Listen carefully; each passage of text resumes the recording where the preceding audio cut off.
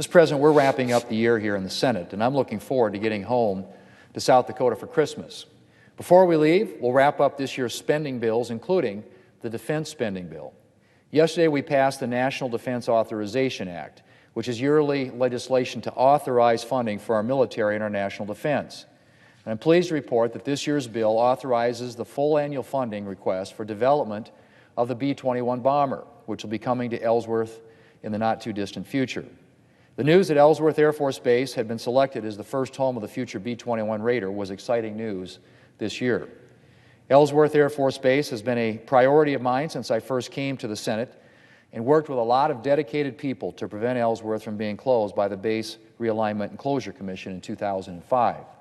Since then, I've worked with the other members of the South Dakota delegation and the Air Force and community leaders to make sure the base never again finds itself in the same position.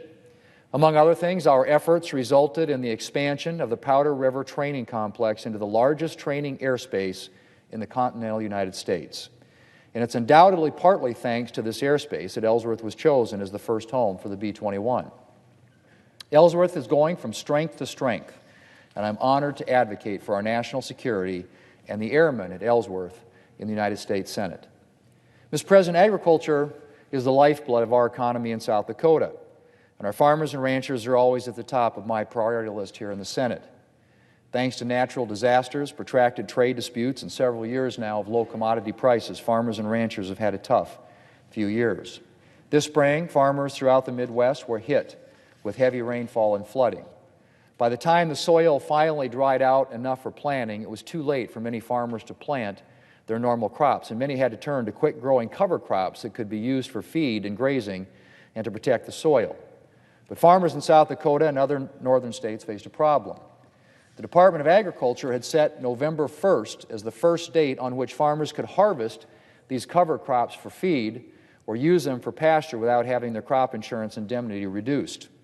Farmers who hayed or grazed before the state faced a reduction in their prevent plant indemnity payments, which are crop insurance payments to help them cover their income loss when fields can't be planted due to flooding or other issues. While November 1st is a reasonable date for farmers in southern states, for farmers in northern states like South Dakota, November 1st is too late for harvesting thanks to killing frost and the risk of late fall in early winter storms. And it is too late to maximize the use of cover crops for pasture, since a killing frost is liable to flatten cover crops before they are grazed. So beginning in early May, I started pressing the Department of Agriculture to change the November 1st date. And in June, the Department of Agriculture announced that it would move up the November 1st date for 2019 by 2 months to September the 1st, a significant amount of time that allowed South Dakota farmers to plant cover crops without worrying about whether they would be able to successfully harvest or graze them. A year ago this week, the President signed into law the 2018 Farm Bill, which contained nearly 20 provisions that I authored based on input from South Dakota farmers and ranchers. This year, I've closely monitored the Department of Agriculture's implementation of the bill. In particular, I pressed the Agricultural Department to implement the bill's improvements to the Conservation Reserve Program and to hold CRP sign-ups, and I'm pleased that the administration opened a CRP sign-up earlier this month. When I talk to farmers and ranchers at home in South Dakota, they emphasize that the most important thing Washington can do to boost our agricultural economy is to take action on trade agreements. Farmers and ranchers need access to new and expanded markets for their products. And just as importantly, they need certainty about what international markets are going to look like going forward. I've spent a lot of time this year pushing for Congress to approve the United States-Mexico-Canada Free Trade Agreement. After months and months of unnecessary delay, I'm pleased that this agreement is now moving forward. I'm hopeful that the Senate will pass it in January so that farmers and ranchers can start experiencing the benefits. One piece of good news for corn farmers came this year with the administration's announcement that it would permit the year-round sale of E15, which is 15% ethanol blended fuel. I've spent over a decade advocating for the year-round sale of E15, and I was very pleased by the administration's announcement.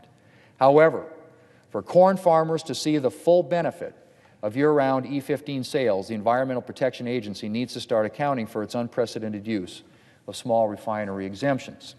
These so-called hardship waivers should be limited only to instances where small refiners would no longer be profitable or competitive by complying with their blending obligation under the Renewable Fuel Standard.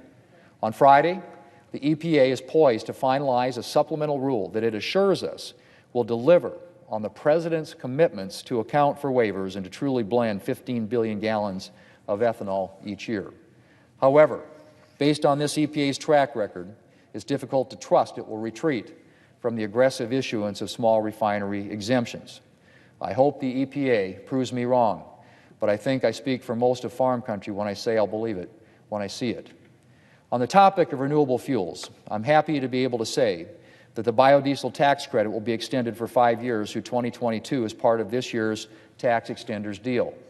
Biodiesel is a good deal for farmers, as it adds value to each bushel of soybeans by making use of the oil from bean processing. And it's a good deal for our environment because the use of this fuel lowers emissions. Mr. President, as a former chairman of the Senate Commerce Committee and current chair of the Commerce Subcommittee on Communications, Technology, Innovation, and the Internet, I've spent a lot of time over the last few years focusing on Internet, communications, and data privacy issues. One big priority of mine has been paving the way for 5G, the next generation of wireless technology, ensuring that rural areas and not just big cities get this technology. Last year, the President signed into law my bipartisan Mobile Now Act, which was legislation I introduced to help secure adequate spectrum for 5G technology. And earlier this year, Senator Schatz and I introduced the Streamlined Small Cell Development Act, or Deployment Act, I should say, to address the other part of the 5G equation, and that's infrastructure.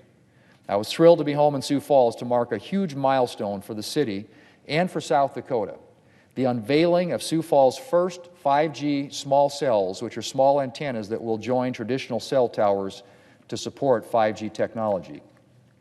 Mr. President, 5G has tremendous promise for rural areas, but it will only deliver on that promise if we ensure that 5G cells are actually deployed in these areas. I'm proud that we've made a good start in South Dakota. Sioux Falls Mayor Paul TenHaken has worked aggressively to remove barriers to telecommunications investment in Sioux Falls. Advancing 5G will continue to be a priority of mine here in the Senate. We want the United States, and not China or South Korea, to win the race to 5G and to seize the economic benefits that 5G will bring. Another thing I've spent a lot of time working on in the Commerce Committee this year is data privacy. In October, I introduced the Filter Bubble Transparency Act, which is designed to address one aspect of the data privacy problem, the issues that arise from Internet companies' use of consumers' personal data to shape what consumers see on their platforms. I also introduced legislation this year with Senator Ed Markey to address the problem of annoying and illegal robocalls. And I'm hopeful that our legislation, the Telephone Robocall Abuse, Criminal Enforcement, and Deterrence Act, or the TRACED Act, will pass the Senate soon and be on the President's desk before Christmas. Mr. President, I've worked on a lot of other bills this year to make life better for South Dakotans and for American families.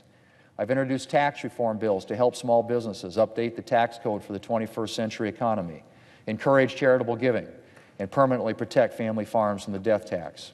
I've introduced legislation to promote access to health care in rural areas, help Americans repay their student loans, and much more. And Mr. President, I will continue to work on these issues in the new year. As always, my priority will be ensuring that Congress is addressing the challenges facing South Dakota families. The holidays are a time to reflect on the blessings that we've received, and I feel truly blessed to call the great state of South Dakota home. It is an honor and a privilege to represent the people of South Dakota here in the United States Senate. To all South Dakotans, I hope that you have a wonderful Christmas and a joyous holiday season. And I look forward to continuing to represent your priorities here in Washington in the coming new year. Mr. President, I yield the floor.